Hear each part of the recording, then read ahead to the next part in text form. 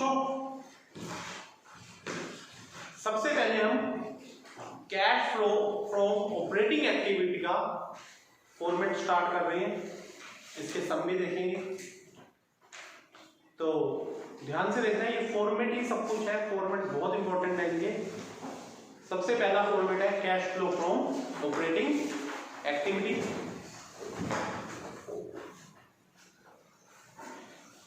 Cash flow from operating activities.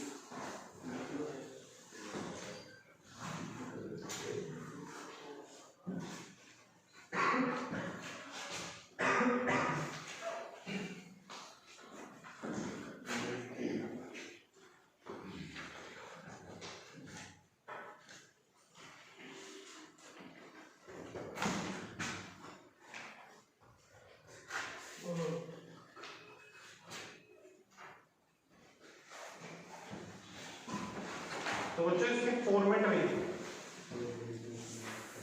सबसे पहले आपने यहां लिखना है net profit before tax. Net profit before tax.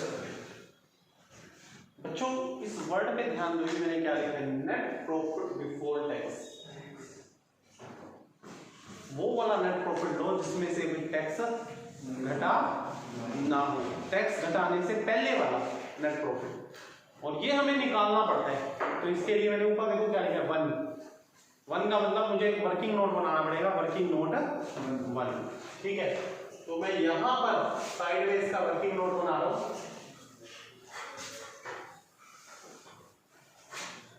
सबसे पहले यहां लिखेंगे हम नेट प्रॉफिट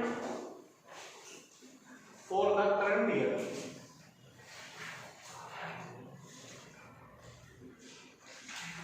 ये जो प्रॉफिट है ना, ये आफ्टर एप्रोप्रिएशन होता है, जो हमें दिया होता है ना बैलेंस शीट में, क्या होता है आफ्टर एप्रोप्रिएशन।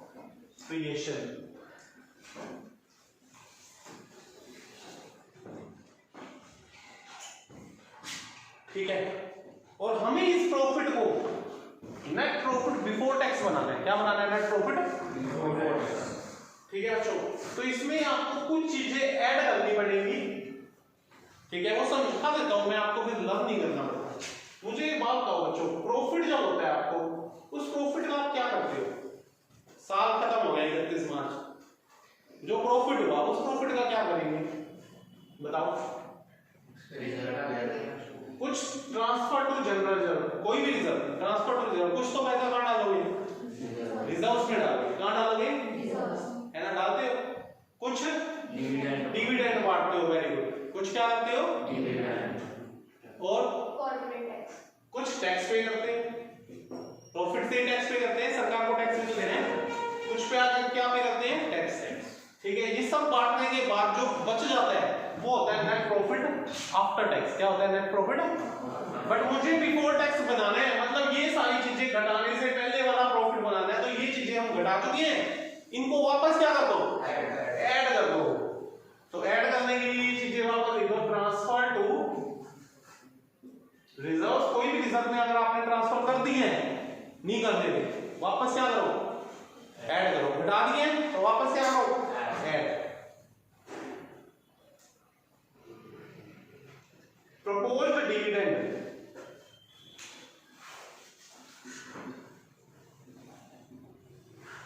कौन से लेने हैं? Previous year. ये भी ध्यान रखनी है आपको बात। प्रपोज्ड डिविडेंड कौन से लेने हैं बच्चों? Previous year. प्रपोज्ड डिविडेंड क्या होता है? प्रपोज्ड डिविडेंड का दूसरा नाम होता है प्रोविजन फॉर डिविडेंड। क्या नाम होता है? मतलब डिविडेंड अभी पे नहीं किया, उसके लिए पहले प्रोविजन बना लिया है। क्या? भाई जब टाइम आएगा दे देंगे, एक अलग से अकाउंट में डाल के पैसे इकट्ठे कर लिए हैं। हाँ, जब टाइम आएगा दे देंगे। तो ये कौन सा लेना है? प्रीवियस ईयर वाला। बच्चों एक दो साल पहले बात होती थी, फॉर्मेट में क्या था? करंट ईयर वाला लिखते थे। ठीक है, बट हर साल रूल बदल जाते हैं, इसलिए मैं बुक लेके खड़ा हूँ साथ करंट ईयर की, कि कोई रूल बदला है तो साथ साथ पता चल जाए। तो पहले क्या होता था, यहाँ करंट ईयर वाला लेते थे, प्रीवियस ईयर वाला लेंगे। एक बात बता दूं मैं आपको, जब आप सम करेंगे तो आपके सामने बैलेंस शीट दी होगी, क्वेश्चन के रूप में क्या होगी आपके सामने? बैलेंस शीट होगी, statement of P and L भी हो सकते हैं। Statement of P and L और बैलेंस शीट पूरा फाइनल अकाउंट होगा, उसको देख के हम कैश फ्लो स्टेटमेंट बनाते हैं। पूरी तीनों जो फॉर्मेट बनाएंगे, क्वेश्चन क्या होगा, क्वेश्चन के रूप में क्या होगी, बैलेंस शीट और statement of P and L. Statement of P and L से आपने क्या उठाया, नेट प्रॉफिट उठाया, उसमें ये चीजें आप वापस ऐड कर रहे हो। क्यों? क्योंकि हमें एक फॉर्मेट में क्या चाहिए, नेट प्रॉफिट बिफोर टैक्स चाहिए, आफ्टर वाला नहीं चाहिए। ठीक है, वो भी बताऊंगा क्यों चाहिए। सब हर चीज का आंसर दूंगा आपको क्यों में, क्यों हर चीज का क्यों में आंसर लेना जब आप ये चैप्टर कर रहे हो। तो प्रॉफिट डिविडेंड ले लिया, एक लेंगे बच्चों इंटरिम डिविडेंड होता है, इंटरिम को हम एडवांस में बोलते हैं इंटरिम डिविडेंड। ये ड्यूरिंग द ईयर लेना है, जो है वही लेना है, ये प्रीवियस ईयर नहीं लेना। कौन सा लेना है, करंट ईयर वाला। प्रोविजन फॉर टैक्सेशन भी लेना है, करंट ईयर वाला।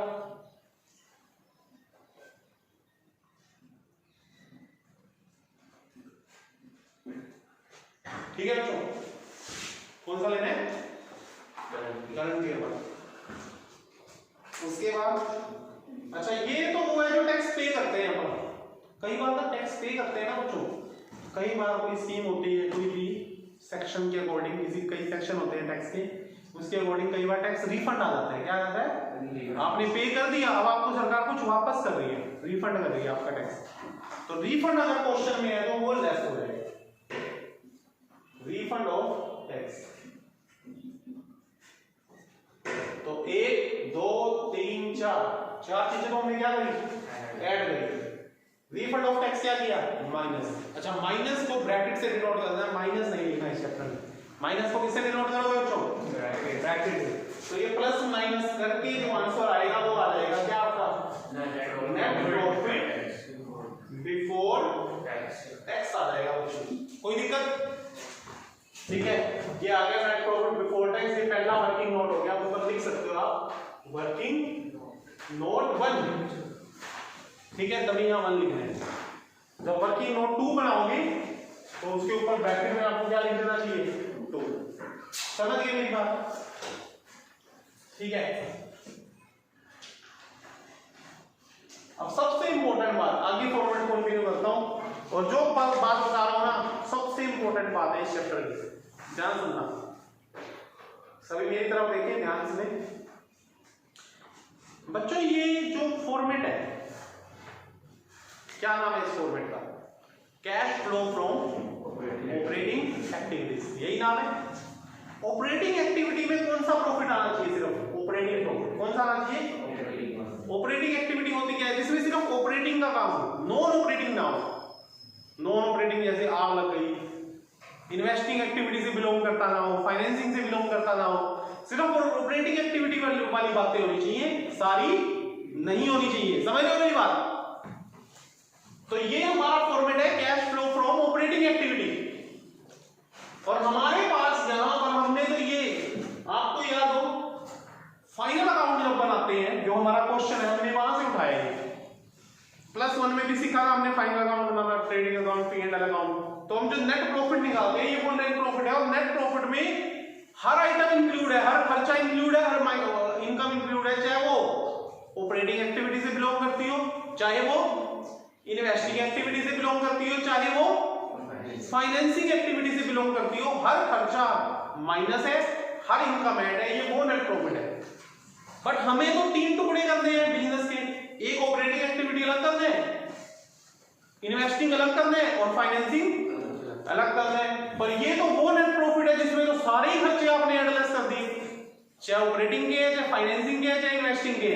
तो अब आपको क्या करना पड़ेगा, जो इन्वेस्टिंग और फाइनेंसिंग से रिलेटेड इसमें खर्चे माइनस हुए पड़े हैं, नेट प्रॉफिट में क्या हुए पड़े हैं, उनको वापस क्या करने हैं, ऐड। और इन्वेस्टिंग और फाइनेंसिंग से रिलेटेड जो इनकम इसमें क्या हुई पड़ी है, ऐड हुई पड़ी है, उनको वापस क्या करना है, माइनस करना है। फिर ये नेट प्रॉफिट नहीं रह जाएगा, फिर ये ऑपरेटिंग प्रॉफिट बन जाएगा। कौन सा प्रॉफिट बन जाएगा, आपको वापस आना है थोड़ा सा। आपने ये नेट प्रॉफिट निकाला पड़ा है, अपने एक्टिविटी का नाम है ऑपरेटिंग एक्टिविटी, तो नेट प्रॉफिट को अपने को क्या बनाना पड़ेगा, ऑपरेटिंग प्रॉफिट। ऑपरेटिंग कैसे बनेगा प्रॉफिट, जब इन्वेस्टिंग और फाइनेंसिंग से रिलेटेड खर्चे जो माइनस कर दिए हैं वो वापस क्या कर दो, ऐड कर दो, इनकम ऐड कर दी है वो वापस क्या कर दो, माइनस कर दो, तो बच्चों वापस ऑपरेटिंग प्रॉफिट बन जाएगा। क्या बन जाएगा, ऑपरेटिंग प्रॉफिट। ठीक है। और एक चीज और, ऐसे खर्चे भी वापस ऐड हो जाएंगे जो कैश से बिलोंग ही नहीं करते, जो नॉन कैश आइटम है, जिसमें ना तो कैश आया ना ही कैश गया। क्योंकि हम कैश फ्लो स्टेटमेंट बना रहे हैं, +1 में कैश बुक पढ़ते थे, सिर्फ कौन सी एंट्री करते थे कैश बुक में, जिसमें या तो कैश आ रहा है या जा रहा है, वो खर्चे लिखते थे जिसमें ना कैश आ रहा है ना जा रहा है। फॉर एग्जांपल डेप्रिसिएशन नहीं लिखते थे ना, पर इस नेट प्रॉफिट में से तो डेप्रिसिएशन भी घटा पड़ा है, वो भी वापस क्या करो फिर, ऐड करो। समझ गए मेरी बात। तो नॉन कैश एक्सपेंसेस वापस क्या करने हैं, वो भी ऐड करते हैं, और नॉन कैश तो इनकम है तो वो वापस क्या करनी है, लेस करनी है। तो समझ में आ गई मेरे ख्याल आपको। एक बार 2 लाइन में फिर से बोल देता हूं बच्चों, ये नेट प्रॉफिट है, इसमें वो खर्चे वापस ऐड करने हैं, कौन कौन से, जो ऑपरेटिंग एक्टिविटी से बिलोंग नहीं करते, या मैं ये कहूं फाइनेंसिंग एक्टिविटी या इन्वेस्टिंग एक्टिविटी वाले खर्चे सारे वापस क्या करने पड़ेंगे, ऐड करने पड़ेंगे। ठीक है। और नॉन कैश एक्सपेंस भी वापस क्या करने पड़ेंगे, ऐड।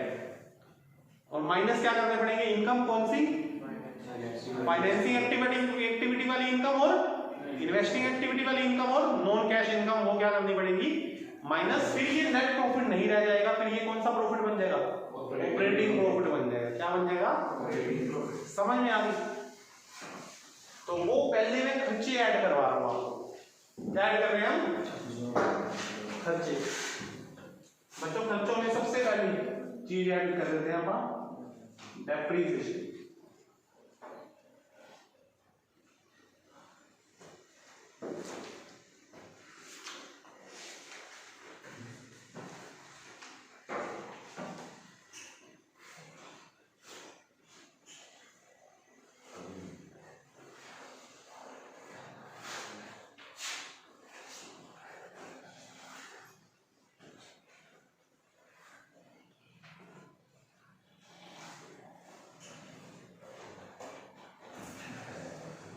सीरियल नंबर देखिए करके,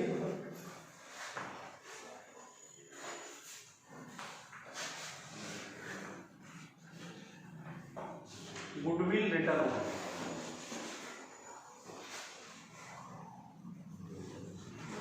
daily monthly expenses,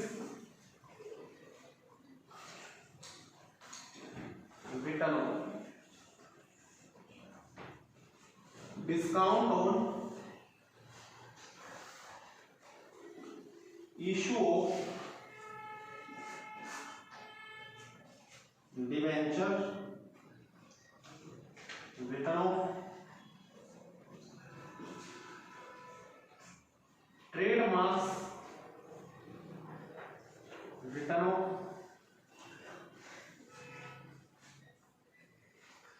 patent right, return of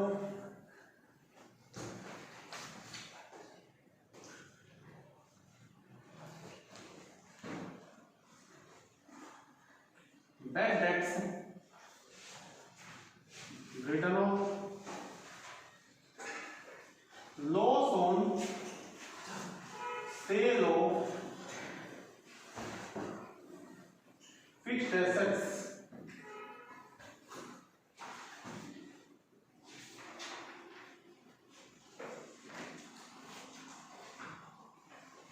loss on sale of investment, non-current investment,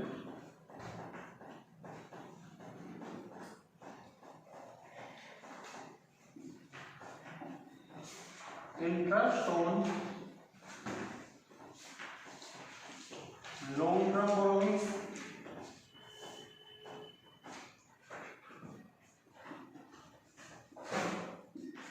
interest on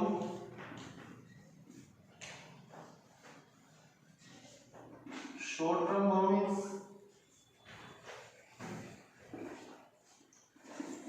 provision for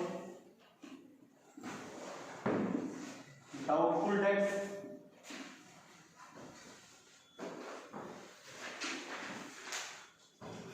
provision for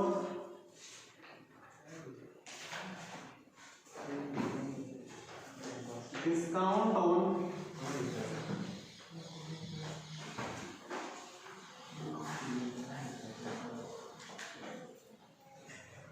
trade receivable,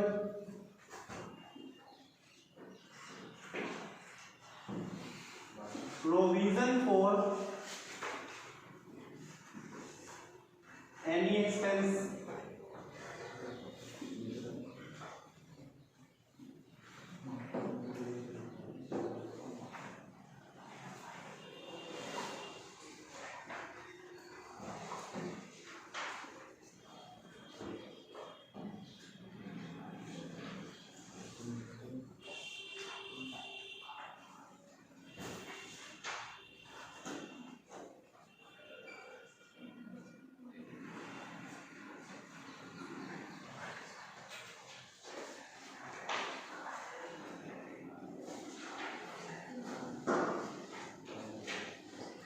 तो बच्चों ये 14 ऐसे खर्चे हैं।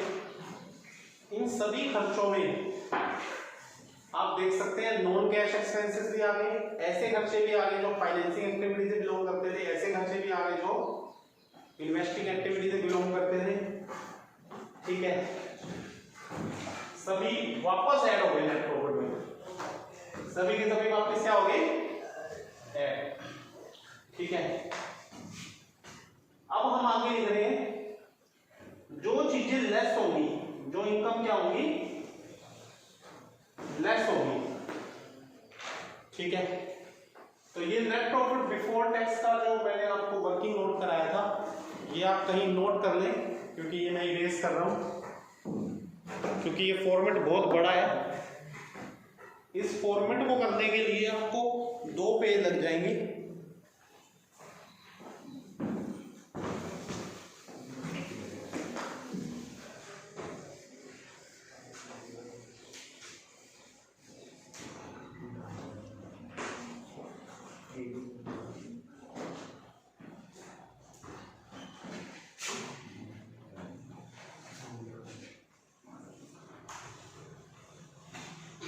लेस करेंगे बच्चों,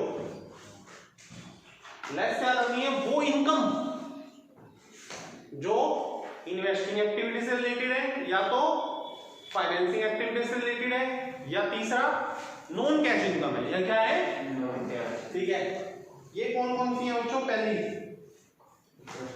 profit on sale of fixed asset,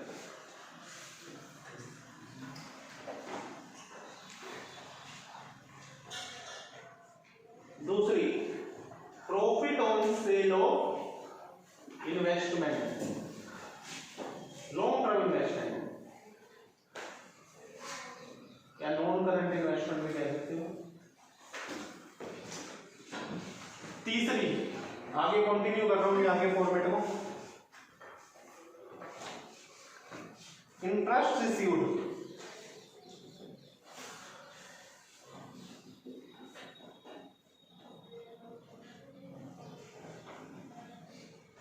और dividend received. Fifth, rent received.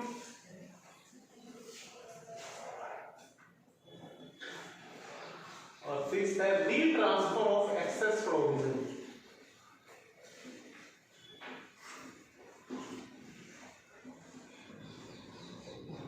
कई बार ना प्रोविजन में ज्यादा चले जाते हैं, प्रोविजन सारे यहाँ आए हैं, कई बार ज्यादा ट्रांसफर हो गए तो उसको वापस लेके आओ, गलती से ज्यादा डाल दिए प्रोविजन में तो वापस आओगे तो उल्टा हो जाएगा, वो लेस की है, ये क्या हो जाएगा, समझ गए बच्चों। तो ये 5-6 आइटम है, ज्यादा वही है जो क्या होंगी, लेस हो जाएंगी। ठीक है बच्चों, ये क्या आ जाएगा,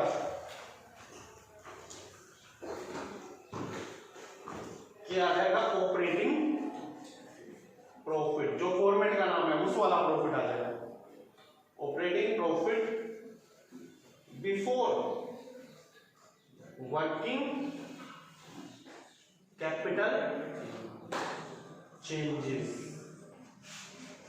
operating profit before working capital changes. आ गया आंसर? अभी भी फॉर्मेट पूरा नहीं हुआ। अब हम इसमें क्या करेंगे, वर्किंग कैपिटल को चेंजेस करने से पहले है ये ऑपरेटिंग प्रॉफिट। वर्किंग कैपिटल को चेंजेस कर लो। वर्किंग कैपिटल क्या होती है बच्चों? करंट एसेट्स और करंट लायबिलिटी। ठीक है, इन दोनों में भी कई बार चेंज होता है ना, तो कैश इनफ्लो या आउटफ्लो होता है। देखो कैसे ऐड करते हैं अपन, increase in current liability,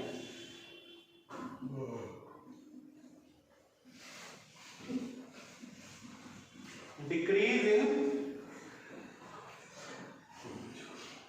current assets. Less करेंगे बच्चों, इंक्रीज इन करंट एसेट्स और डिक्रीज इन करंट लायबिलिटी। इनसे भी कैश इनफ्लो और आउटफ्लो है। ये दोनों ऐड हुई है, ये दोनों माइनस हुई है। ये बच्चों हमारा आंसर आएगा cash generated from operating activity. मैं इसका एक एग्जांपल देता हूं, आपको समझ में तो आएगा। ये मैंने ये दोनों ऐड की, ये दोनों लेस के हो। एग्जांपल से समझो बच्चों, जब भी करंट लायबिलिटी बढ़ेगी ना, कैश बढ़ेगा, तभी मैंने ऐड किया। जब भी करंट लायबिलिटी बढ़ेगी, कैश बढ़ेगा। एग्जांपल, मैंने शॉर्ट टर्म लोन ले लिया। क्या ले लिया? Short term loan. बैंक से शॉर्ट टर्म लोन ले लिया। शॉर्ट टर्म लोन कौन सी लायबिलिटी है? करंट लायबिलिटी है। तो मैंने लोन लिया 10,000 का, 1 महीने के लिए, 2 महीने के लिए शॉर्ट टर्म लोन लिया है। ठीक है, 10,000 का लोन लिया। बच्चों पैसे आए या गए? आए तो क्या होगा? ऐड होगा। दूसरा करंट लायबिलिटी भी बढ़ गई। क्या बढ़ गया? शॉर्ट टर्म लोन बढ़ गया। क्या बढ़ गया बच्चों? Short term loan. अच्छा, दूसरा एग्जांपल, क्रेडिटर की पेमेंट कर दी। ये इसके पैसे देने हैं, मैंने 10,000 पे 10,000 दे दिया। क्रेडिटर है मेरा, दे दिया। पैसे आए या गए? गए। और क्रेडिटर की पेमेंट करोगे तो करंट लायबिलिटी बढ़ेगी या घटेगी? करंट लायबिलिटी डिक्रीज हो रही है देखो, तो और पैसे घट रहे हैं। 10,000 पे पेमेंट कर दी। ये वाला एग्जांपल है।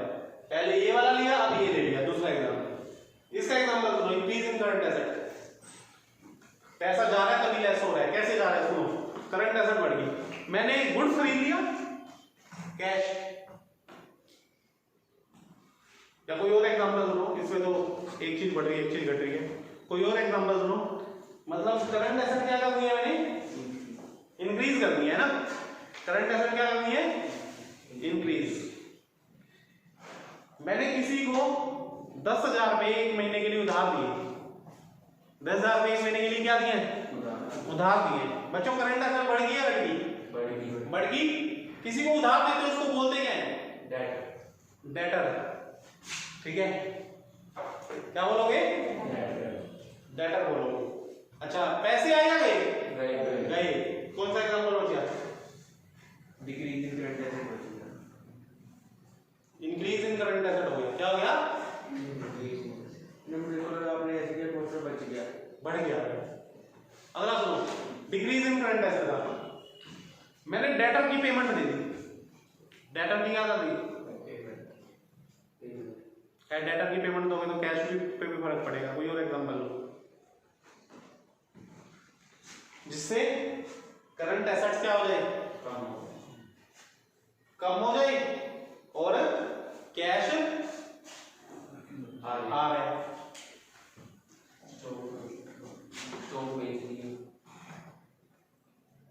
बताओ, ऐसे पैसे आ गए, पैसे आएंगे तो डेटर से पैसे आ गए। ये एग्जांपल, ठीक है, डेटर से पैसे आ गए, क्या हो गया?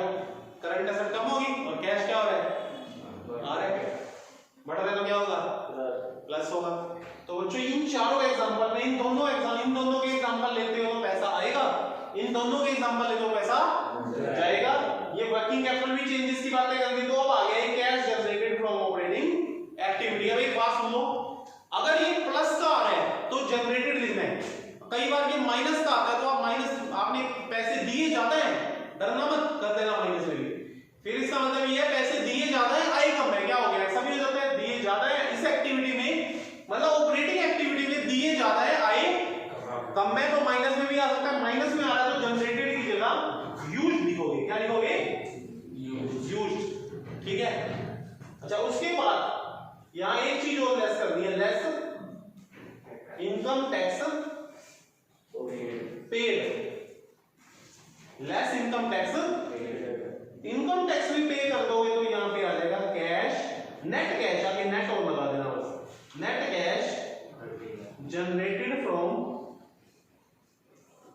Operating activities. तो बच्चों ये एक फॉर्मेट पूरा हो गया, ठीक है। कई बच्चे सोच रहे इतना बड़ा फॉर्मेट, ऐसा कुछ नहीं है। और बच्चों ये 15 खर्चे लिखे हैं मैंने, हर क्वेश्चन में 15 के 15 थोड़ी होते हैं, किसी में 5, किसी में 4, 3-4 ही खर्चे मिलेंगे इन 15 में से, फॉर्मेट छोटा ही है। इनकम 1-2 मिलेगी, टोटल 6-1-2 मिलेगी, तो फॉर्मेट तो छोटा, क्वेश्चन करोगे तो छोटे होते हैं, फॉर्मेट आपको पूरा याद रखना है। अब एक बच्चा क्या सोचता है, सर 15 में से कोई 10-12 याद कर लूंगा, ये 15 खर्चे हैं, 10-12 कर लेता हूं, नहीं, बीएस थोड़ी है, बिजनेस स्टडी अकाउंट है, आपको सब पता होंगी तभी आप क्या कर सकोगे। हाँ, आप 5 छोड़ देते हो, वही पेपर में 5 आ गए उस क्वेश्चन में, फिर क्या करेंगे। तो हमें सभी पता होनी चाहिए, एक भी आप छोड़ नहीं सकते, ठीक है। तो मैं कई बार बच्चों से फॉर्मेट का अलग से टेस्ट ले लेता हूं, तो आपको पूरा फॉर्मेट अच्छे से समझ आना चाहिए, लर्न होना चाहिए, हर चीज का आंसर क्यों में होना चाहिए, ठीक है। तो फॉर्मेट लर्न करना बहुत क्या हो जाता है, इजी हो जाता है बच्चों। समझ में आ गई मेरी बात। तो इस वीडियो में आप सिर्फ cash flow from operating activity का फॉर्मेट करेंगे, ठीक है। अगली वीडियो में मैं आपको आगे बढ़ाऊंगा। Thank you students.